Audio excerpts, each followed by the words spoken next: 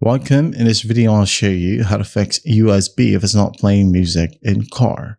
Alright, if you find this video helpful, please leave a like and subscribe to the channel for more such tutorials. Now, hardware checks first. Okay, if the car doesn't even recognize that a device is plugged in, giving a no device or no support or unsupported USB error, well, you gotta check the port type. Many modern cars have multiple USB ports, but only one is wired for data and media playback. So go ahead and try multiple ports right there on your car. Also avoid using USB 3.0 or high capacity drives, as some older head units lack the power to read USB 3.0.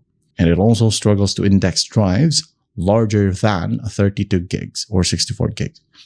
Make sure that you use at least 16 gig or 8 gig or below, and ensure that it is a USB 2.0. Now, once that's cleared, let's go ahead and move forward. Make sure that your flash drive, by the way, so here we have the flash drive. You can go ahead and right click on it and click on properties. Now make sure that it is set to FAT32. Okay? As if this one is set to NTFS or any other file types, well, unfortunately, it won't load on your car.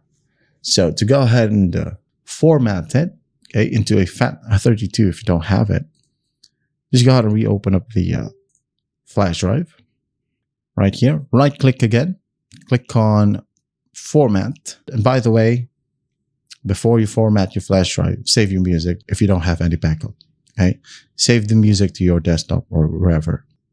And then make sure that file system right here is set to, again, FAT32, and then just click on start. I'm not going to do it because I've already fixed the issue. So, and once that's formatted, ensure that your songs are standard MP3 files.